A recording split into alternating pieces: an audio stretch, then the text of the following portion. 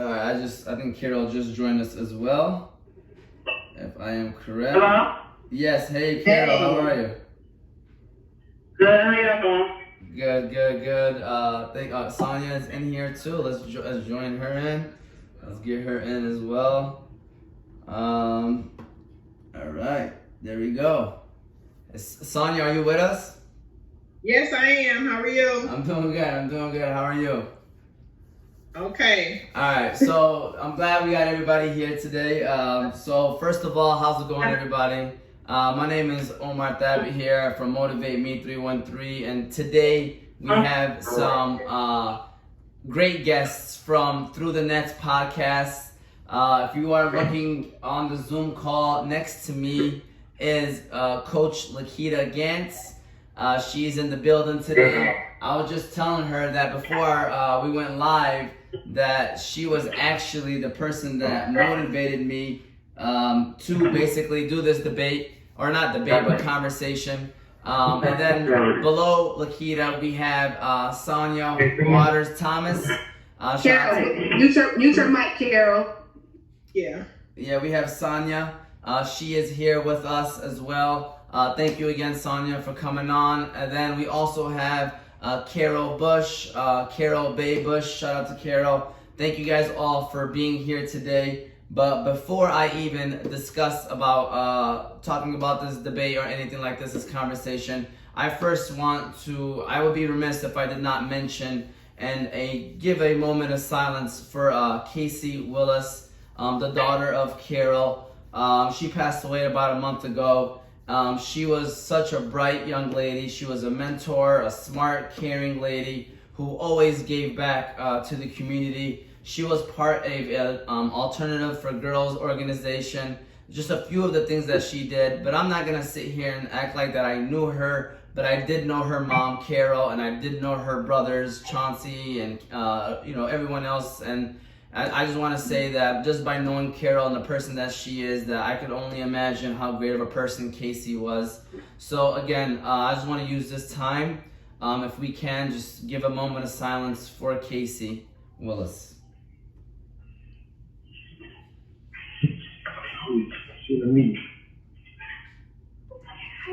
Thank you very much. I appreciate that.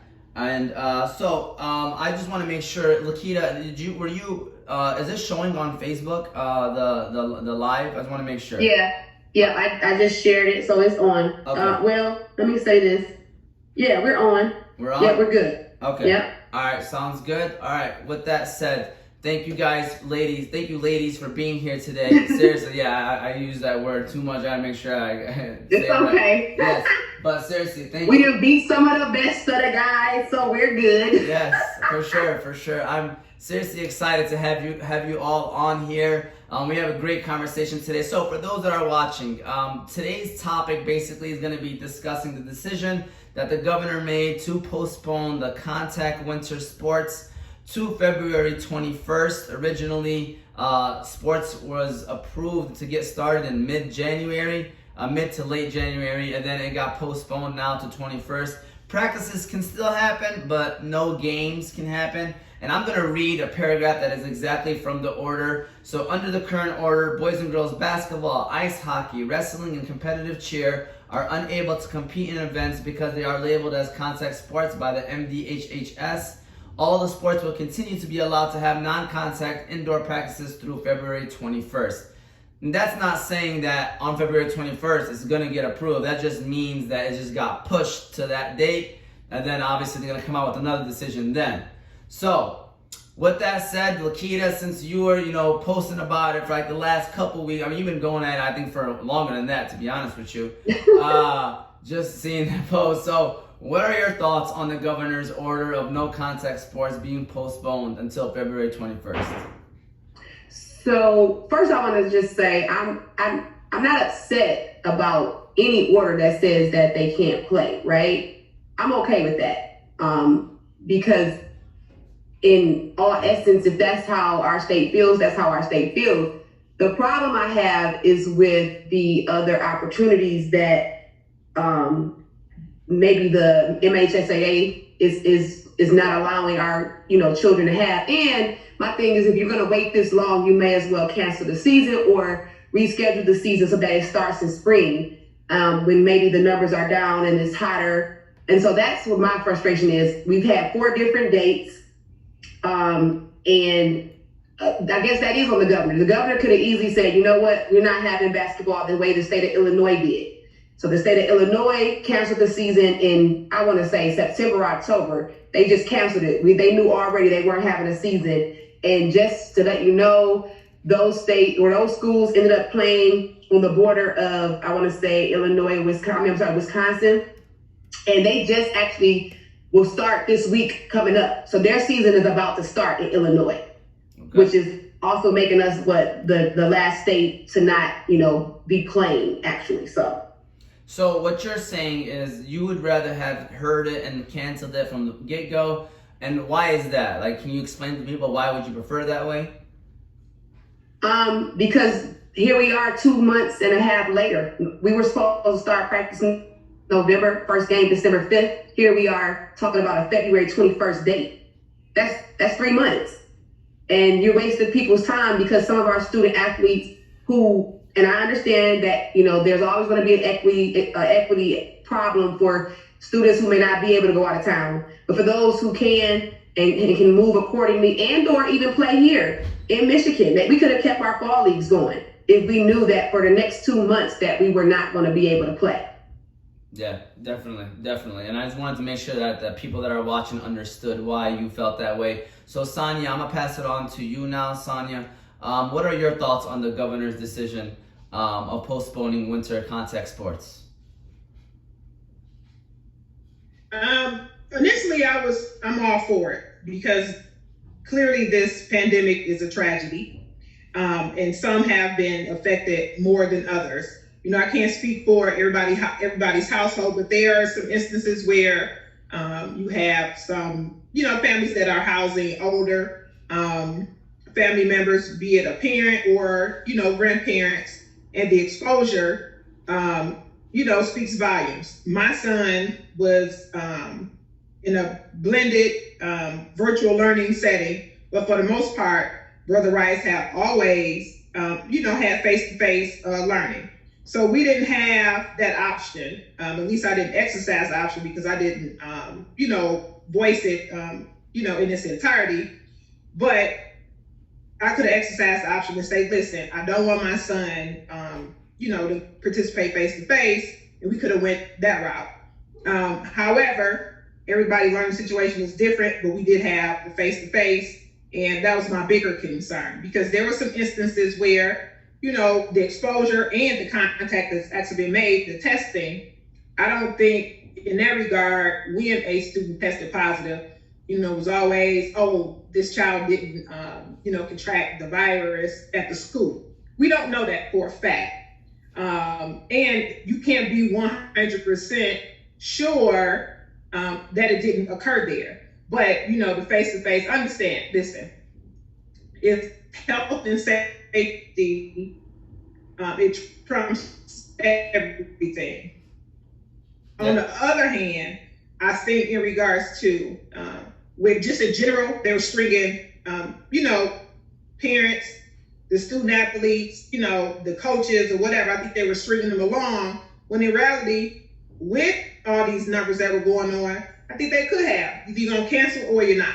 Or put some things in place to make it more palatable. However, but how do you do that when you can't trust, how everybody moves and shake in their own lives? Yep. Yep, I agree. Thank you for that statement. Can I add a point to what she just said? Yeah, for sure. So with her saying what she just said, the thing is, MHSAA could have easily said, we're not going to put together a plan until the MDHS, the health department has cleared us and said we can play. Then you don't get everybody, being upset every time we got this plan in place and it gets moved. So I think that would have helped. Yeah, for sure. I agree with that. Carol, I'm going to ask you the same question I asked the two ladies before, which is what are your thoughts on the whole situation of the governor pushing back winter contact sports to February 21st? Just want to make. Okay, there you go. So basically, I feel like, and I feel like the whole entire time of the whole pandemic, if it's as serious as they say it is, you know, this COVID is serious, is this, is that, the numbers high. I feel like no one should be doing anything. We're in school. We started off initially in school. They're talking about now going back to school. If you can go back to school, then you can play sports. You know, if we can't, if it's not, you know, where you shouldn't be around anybody because it's just this serious, then okay, then no. But I honestly believe that we should be playing. I think all the kids should be playing. You know, they're going through enough already, you know, since March. You know, they've been going through a whole lot. Definitely, and that's another great point, and that's what a lot of people are having a hard time understanding is that, you know, they're pushing for schools to reopen and have the kids back in the buildings, but when it comes to sports, and I understand some people are going to say sports is, you know, some people are going to say sports is not as important. But again, if it's bad and if it's not safe, then yeah. Yep, like you just said, if it's not safe, then it should not be open, and I definitely can agree to that statement. And so I'm sorry. I'll give you an example real quick, Omar. So I'm back at the schools, and it's been 3 days. Well, at least in every school for 45 minutes, the students are allowed to eat lunch without their mask on, right? Now, yes, so be it. They have a shield in front of them. And, you know, they're saying this is so-called preventive measures so that they can eat lunch. What's the difference in playing the mask? Yeah. What's the difference? Yeah, that's a great question. And there's a lot of decisions that are being made, and that we are sit there and we kind of scratch our heads in this last year. So definitely, it's definitely ones that I wonder what are the reasoning behind them. So the good thing about having these three ladies on today, by the way, the Through the Nets podcast, I didn't even plug it in yet. I just want to mention that all three of these ladies are on the Through the Nets podcast. I don't know, maybe LaKita, you want to mention what that is all about before we go on to the next question? I forgot to even mention that and stuff like that. What is that, Sonya? You want Sonya? Go ahead, Sonya. Then she wants you to say it. What's that about? You can put it on me. Kita can do it. So actually, we just had our Through the Net anniversary. What's our anniversary date, Kita? January, I think 19th, right, Bae? It's somewhere in there. Bae and I were actually interviewing on a show, and we were like, "Oh wow, it's been 2 years." Right. So yeah, we've been in 2 years. We're down to 3, but we're still here. But the whole goal of the Through the Nets podcast was to inform parents of student athletes, provide them information, up-to-date information, share our experiences as athletic mothers of athletes, and to be a benefit to other parents who may be new to it, and bring in guests to be more informed. Just in general, just to help out, but it's to communicate, because we don't communicate enough. And for the most part, we typically always find out when it's too late. We don't want any more too lates. We just want to be more informed and be a resource for other parents and student athletes. And the reasoning why behind this, what makes them even more great, is that they are parents. And so that's where they're coming from, a parent background. And, you know, you guys are all coincidentally parents of kids that are boys that are currently playing high school ball. Well, not literally because of the shutdown, right. But you know, right. But you know what I mean. You guys all have kids that are in high school playing basketball. So the next question is pretty much going to be discussing that. You know, how are your boys feeling about this? And I'm gonna let Carol maybe answer this one first. If you're still with us today, Carol. You know, what's Chauncey's thoughts of this whole situation? So, Chauncey just want to hoop. You know, fortunately, we've had connection where the whole pandemic, Chauncey you know. But however, everyone doesn't have that, you know. So he ready to play. He want to play, you know. And I think all kids just want to play, you know. We've been talking. He's done some things, you know, things to help him stay focused, you know.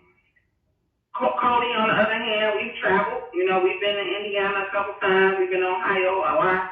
You know, we going to Kentucky in 2 weeks, you know, to play with his program that he's a part of, base fundamentals. So, you know, they just want to play, you know. And like I said, fortunately, we just had certain connections where they've been able to be in the gym and work this whole pandemic, you know. But not everybody has that, you know. Yep, definitely. Sonya, what's your son's thoughts right now? For him, it's really been nonstop, but it's more so with the workouts. And he actually has school. So, you know, he's had face-to-face school. He's been dealing with the rigors of academics, the virtual learning sessions. You know, it's rigorous. And we just tried our best to keep him as busy as possible.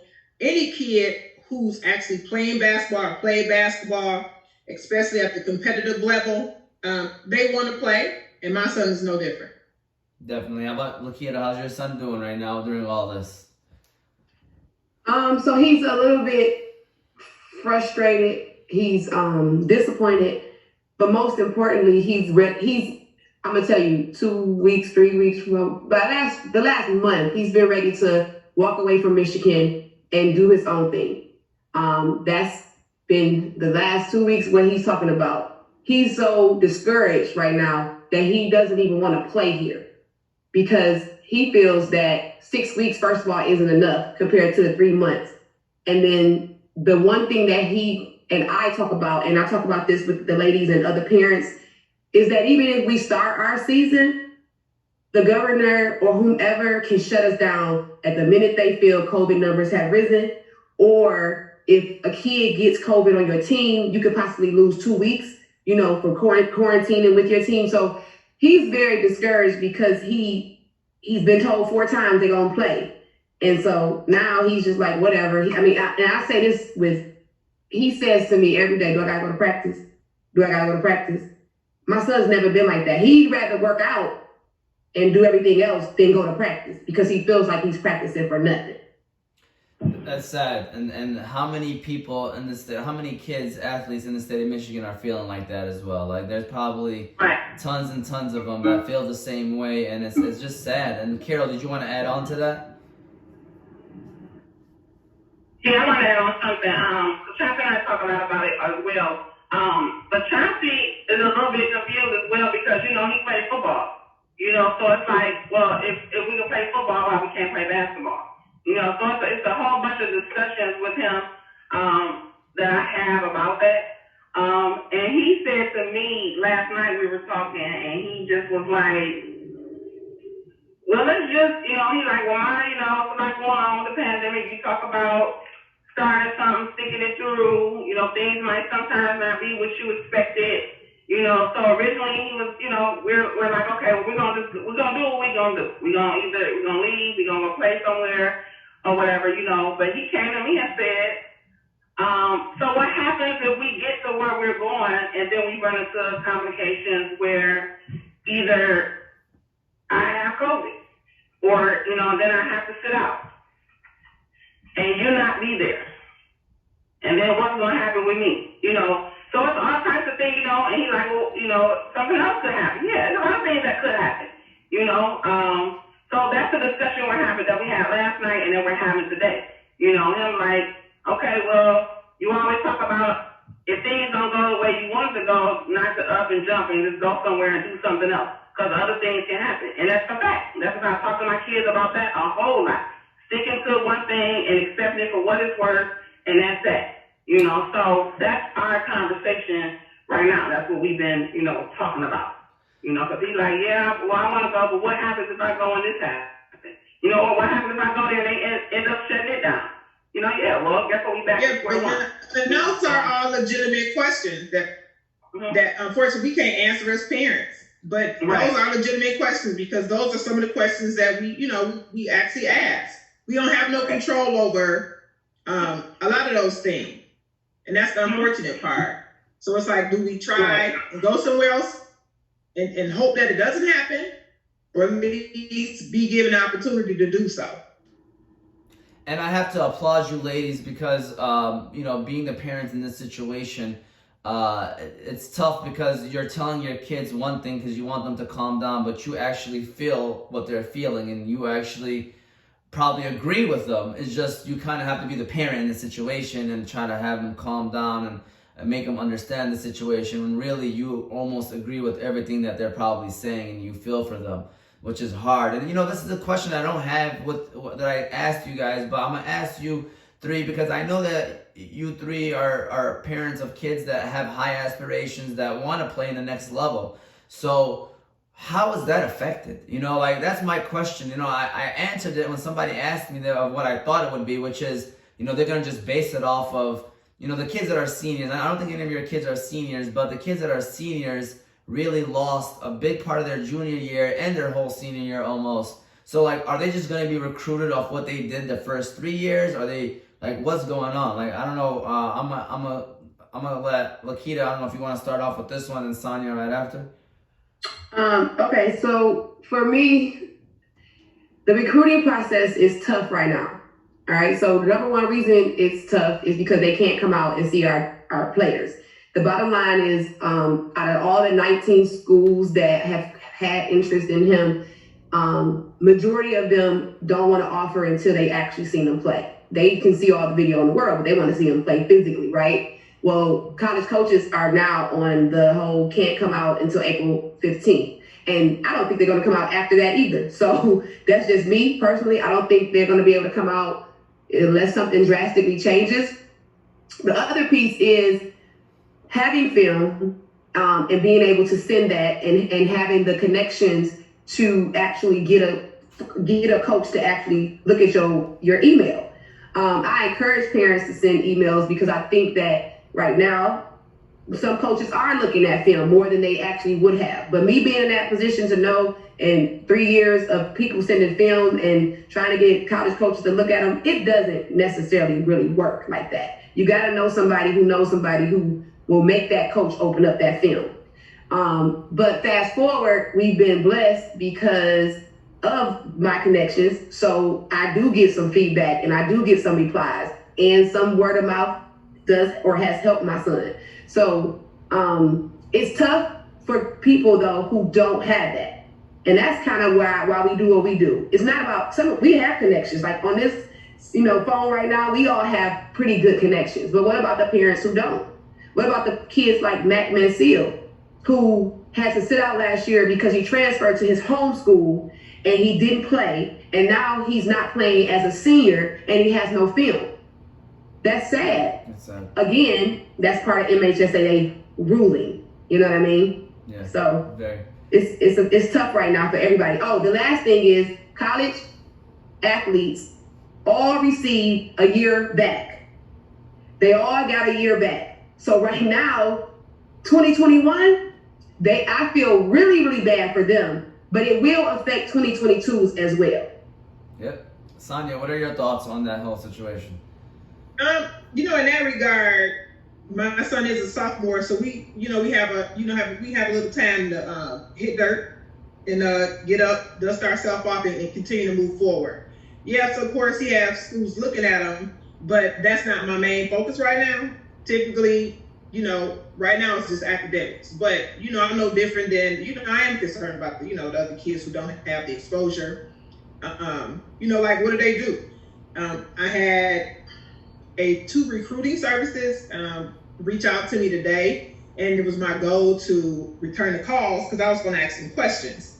But for those student athletes, unfortunately for those who don't have the film, I say, you got to shoot your best shot, but, complete those student athlete profiles on those web services and see if you can, get your name out there and get your game out there. I think that would be the next best thing.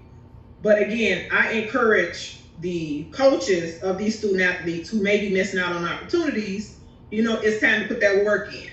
It's time to get on the phone. It's time for you to reach out to, these colleges and try to make it work for your student athletes. I mean, this is the time.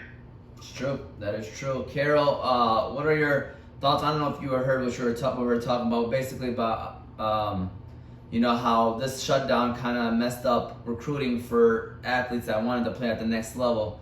So I know Chauncey's still a junior. Hopefully he'll have a junior season for sure. Hopefully a senior season, but maybe his teammates, maybe you witnessed something with your own eyes of somebody that kind of suffered through that problem. Yeah, I kind of, so for me, I feel for the seniors, the current seniors, the seniors last year, and I worry about what it's going to look like for my son, but at the end of the day, I mean, that's one of the reasons why I am for them playing, because it's unfair, but I also think just like if we're following all the protocols, as far as college and things like that, just like the college players got a year back, why not our kids? Why not give them a year back, whether we play or not? If we do play still, we only have a month or 6 weeks to play, give them a year back, but I don't even know if that's even, something that's being talked about, I think a lot of people that's, oh my God, my bad. A lot of people who's part of the decision making are people who 9 times out of 10 don't even have kids, and that's disaffecting anyways, so, I don't know. I'm hoping that these boys do get to play, and I'm hoping that, some of the seniors have success out of this, Definitely. But what I do also know too is until parents start sticking together and making them make the rules change, nothing's going to happen. We could do this all the time, but parents make decisions, whether or not we want to believe it or not, but we got to be able to stick together, be on one accord for that to even happen. And somebody has to initiate and be willing to do it. So we can do this all day long and nothing's going to happen until we make a move. That's true. I mean, hey, words are just words. It's actions. Actions speak louder than words. And we do have people already agreeing with us. Rochelle Lynn said some schools don't even have glass up between the students. So basically, she's agreeing that they're letting the kids go back to school, but, with these protocols, but not even letting them play sports. And then we got somebody saying, hello, Ms. Thomas. It's Katam L. Probably a former student, Ms. Thomas. I don't know. You might have to check that out later. And then a distinguished sports said, this is all about money. It's a finesse chess move. They're playing high school basketball in other states with no problem. So again, people are agreeing with us. And then we got people on Instagram saying best of luck to all of you and the kids. Very tough time for all, and let's pray and hope for the best. This too shall pass. My wife said woman power, best wishes. We need more connections. And a few other people just commenting here. Just want to make sure I'm sharing the comments with people because I do like when they share their thoughts. But I am now going to move on to the next question, which is a comment that LaKita posted on Facebook that said, don't be that high school basketball coach. This is going to be where the drama come in, all right? Because if we have a high school coach listening to this, they're going to be like, turn this off, turn this off, turn this off. All right? It said, don't be that high school basketball coach who's trying to keep your players for this season if they have an opportunity to go and play somewhere else, okay? So, LaKita, I already know you agree, so I'm going to let Sonya go first. Sonya, what are your thoughts on this? Do you agree or disagree with this statement and why? Well, the thing is, we want our kids to play. But what Ms. Gantz was saying, Coach Gantz was saying, if a coach is not putting anything together to get their players to play, release them and allow them to go and play and have other opportunities to participate. Yeah. Yep. Now, if I'm wrong, Kita, correct me. Go ahead, LaKita. It's on you, LaKita. What I was saying, it's like, no, I really, I made that statement. So a lot of times, if my posts come after I've talked to somebody, I just want y'all to know that. So it's not like I'm at home just like, oh, I'm just gonna make this post up. Whenever something happens, I post. So at that time, I had talked to a few people who so let me say this first. I already talked to my coach. So I'm a transparent parent. I don't play games with my coach. Whatever I'm thinking or I feel, I'll let them know.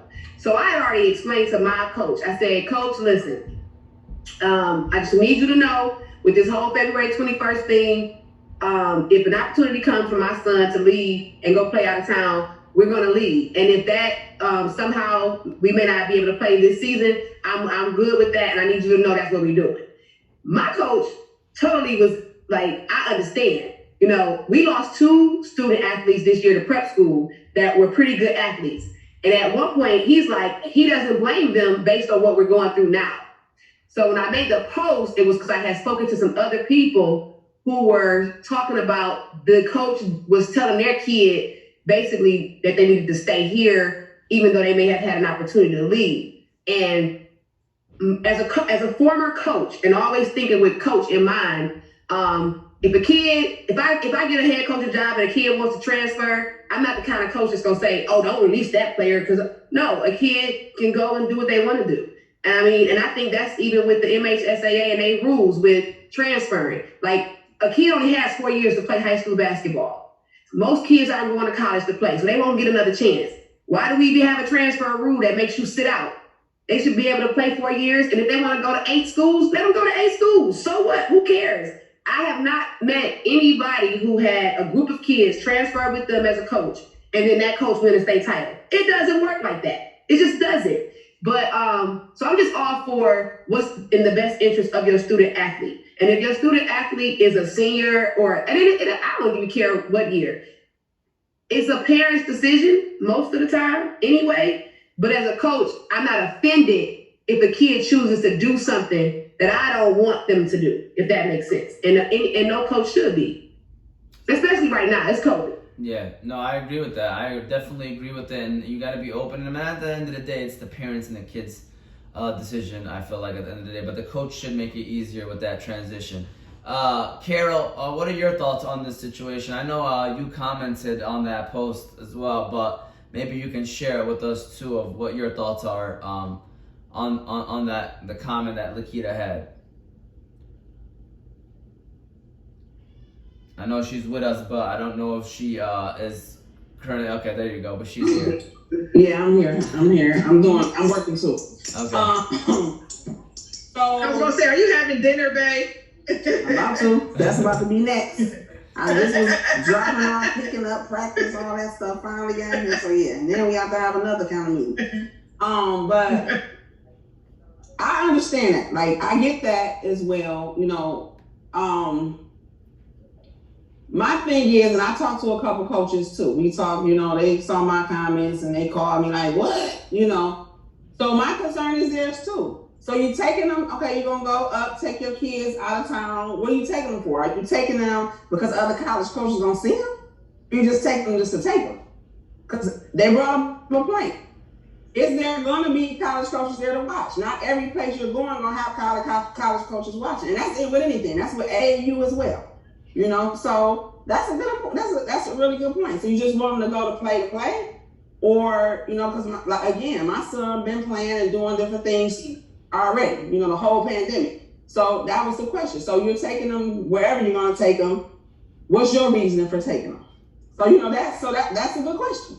So you're going to take them to wherever you're going, and who going to see them play? Or what's your purpose of going? Just so to get them some work? Because he getting work, you know, Definitely. I think it cut off right there, but great point that she was bringing up. Yeah, I think there you go. She's back. There you go. Yeah, I'm sorry. My connection acting up. I don't know why. But so getting them just to go, you know, I don't think any coach will really be that upset if you go to them appropriately. A lot of these parents don't do that. A lot of these parents just go bust up and make moves without saying anything to a coach who's been working all these years with your son for free, you know, taking all type of bull crap from parents, because sometimes we be out of order, we be out of line, you know. So I think you should say something to your coach, you know. So that's my take on it. You know, I see it from both sides, but a couple coaches brought some really important keys to, you know, some important things to me, you know, and it makes sense. Yep, definitely. And that's the good thing about having communication, is that sometimes you might feel some type of way, and then when you hear it from another side point of view, the next thing you know, it comes you have a better understanding of that situation. So I know they brought up, like I mentioned, February 21st is the date that they circled, but there's also been rumors that basketball might start in the springtime. That's at least one thing that I've read. So spring basketball, Sonya, what are your thoughts on that one? Spring ball. I mean, what about it? Isn't it AAU season? I mean, we look forward to the super competitiveness of it. Like you have, I like tournament play. I like all, the traveling, seeing the other talented student athletes out there. But that's the inconsiderate part of, our overseers in the state for athletics. It's like either you are or you're not. Stop dragging us along. We're trying to do the right thing by our kids, but are you really thinking about our kids? Either it's gonna be or not. Because at some point, yes, you're gonna have parents that are just gonna take their child or the athlete and allow them the opportunity to, go ahead and play. And like I said, right now that's not a big deal for me because my son is a sophomore. However, what about the juniors? Typically you get those offers your junior year. And then your senior year, you gotta solidify. You gotta keep it. So those opportunities are actually being listed. But as far as rolling all the way, to spring, there's too many other things that transpire that they're not thinking about if that's what they're going to do. And I know they don't care about AAU, but it is at least the circuit that we typically are. It's competitive. So that would be the unfortunate part. But I mean, I look forward to AAU. LaKita, what are your thoughts on that? Well, personally, just know that all the better athletes won't be playing high school basketball anyway. That's just the bottom line. There's no high-level athlete that's going to choose to play high school basketball in April over AAU. Now, the only people that benefit from playing in April are seniors because most seniors, like EYBL, Adidas, all those high levels, they don't have 19U. So if anybody knows, AAU does go up to 19U, but for the people who can be on the platforms, they don't have 19U. They only go 17U. So the seniors will stay, but you got juniors and sophomores, and they're gonna go. The better players they're gonna choose AAU over high school basketball. I know that hands down. 85% of them will. Right now, I just feel like 6 weeks is not even close to what we would normally play. Again, it's too many negatives for me to even support that, whether we play or not. I will never support it because one, kids can be injured. Two, it can stop at any time. If we just started really out of shape, everybody has not been working out. They haven't. Yeah. And my son went to practice the first week, and he was like, only 2 out of 15 players could even participate and do all the things that were done as far as times, making times, all that stuff. And so then you get my biggest thing is that. And this is across the country, of course, nobody's on an equal playing field because you got some teams that been practicing since the first time she said stop. And that's real talk. And then you tell me I got to play them and I ain't practiced for 2 months, I'm going to get killed. But that's going to happen anyway. So, I mean, I just know that to answer your question, kids who play AAU who are more talented than others, they are not going to choose high school basketball over AAU. It's just not going to happen. And then you got coaches that coach both sports as well that are going to run into a problem too. That's the other thing. Yeah, for sure. Carol, what are your thoughts on spring basketball? High school basketball. Spring high school basketball, by the way.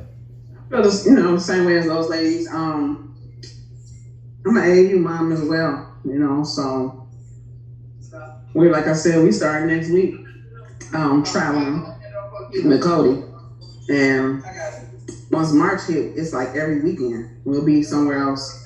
So, of course, if you're gonna push it back, then yeah. But like Keita said, most kids don't want to play with their AAU team, So I just say, hey, I don't know. I really don't know. I want them to play, but then again, I want them to get them a whole year back as well, So.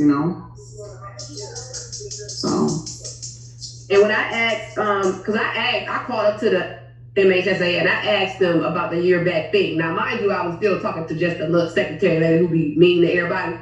But one of the things she said was they don't have the right to give a year back based on this is volunteer. So everything's volunteer. And these are some things that people need to know. One is volunteer that you're playing. If it's volunteer, then why is it a penalty? Exactly. No, but see, because we need to argue those facts and we need to address these things with the people who, even when they wrote out they posted today, every time they post and they say something, especially about a rule, they make sure at the bottom, they tell you they are a nonprofit organization. Now, with that being said, people who not thinking, they say that for a reason, because they don't have any binding contracts with you, so you really don't have to abide by the law, okay? But people don't seem to understand that, right? My biggest thing today, when they went into that meeting, if you really care about student athletes, you wouldn't be trying to make student athletes ineligible if they chose to go out of town to Chicago or to Ohio to play in a weekend thing, whatever, until we figure out when our season's going to start. You can't tell me you care about kids and all you talking about is penalizing them. And that's what people need to understand about the MHSAA. That's what I'll never understand. They do more penalizing and hurting kids than they have, to me, help kids. Yeah, it's just a weird. It's a weird situation where it's a difficult thing, and you mentioned this, so I think it's a great. You kind of almost leading off to my next question, which is if winter sports are canceled, do you feel like it's time schools start considering moving away from MHSAA and start their own, I guess, independent association that is approved by the state? I mean, I don't even know how this works, but do you consider that? Like, what are your thoughts on that? And I haven't went first with Carol yet. Carol, I don't know if you heard the question, but would you want to go first on this topic? Say it again, please, Mr. Thamer. Yeah. I just sent you a message too on your phone. Check it. Okay. So basically, it says that if winter sports are canceled, do you feel like it's time schools move away from MHSAA and start their own independent association that is approved by the state? Yeah, I think we should have been done that though. Yeah, I think that's something that should have been